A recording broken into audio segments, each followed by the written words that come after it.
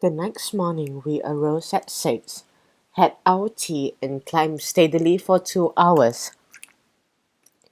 Then we breakfasted on brown bread and cheese. At this time, Basil explained his plan of operation.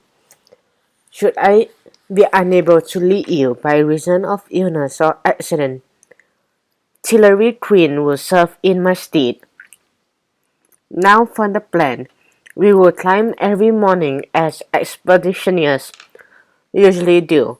However, in the afternoon, I will assign teams to fan out in all directions to search for the snow mouse. No nook or cranny must be overlooked. Imagine yourselves detectives, seeking to solve the greatest mystery in mouse history. Here, here, we shouted enthusiastically. We face many dangers in the days ahead.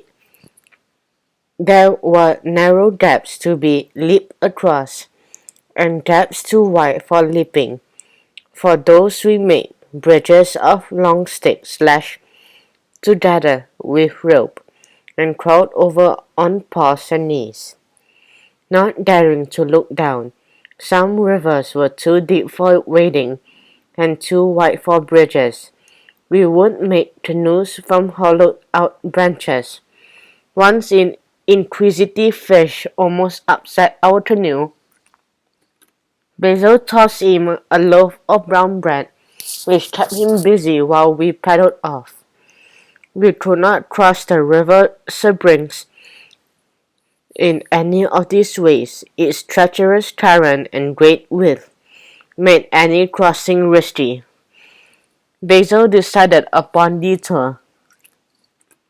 3 precious days will be lost, he told us, but I refuse to put one mouse's life in danger. We will follow the shoreline to Breckenridge Falls. There where the river narrows we will cross.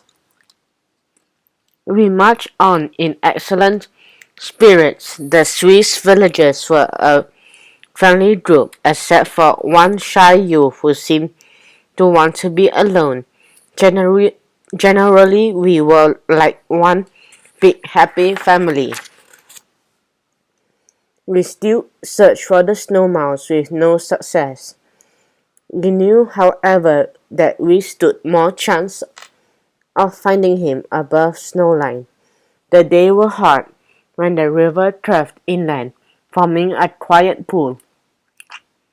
We would sit down in the water to cool off. We must have looked rather ridiculous. Picture, if you will, a party of 32 mice in water up to their chins, holding umbrellas to shield their heads from the sun's burning rays. Photographer Grimaldi was so amused that he took many pictures of us squatting there. One day, backing up with his camera, he sat down on an anthill. The angry ants bit him. Then we marched on. He complained so bitterly and so often of his many bites that Starati said, Come, come, Grimaldi, don't you think you're making a mountain out of an anthill? There were no more complaints from the photographer. That afternoon we camped on high rock shaped like a table. It jutted out of the river. One beautiful surrounding inspired Basil, who took out his flute and played Stellati's Pastorale. Then he played the bell song from Lakme. To my amazement, a voice joined the flute, high and clear in the mountain air. Enchanted, I closed my eyes, recalling how beautifully Rhoda had sung this same aria at the inn. Rhoda! I opened my eyes and stared at the singer. The shy Swiss youth was Rhoda in disguise. Basil's startled expression showed he also knew, but he kept playing his flute. The voice soared higher and higher and stopped, for the earth had made an ominous rumbling noise. We looked at the opposite shore of the river.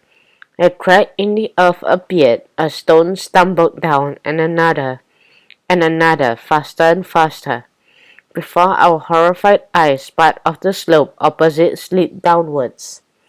Now those high notes had started an avalanche.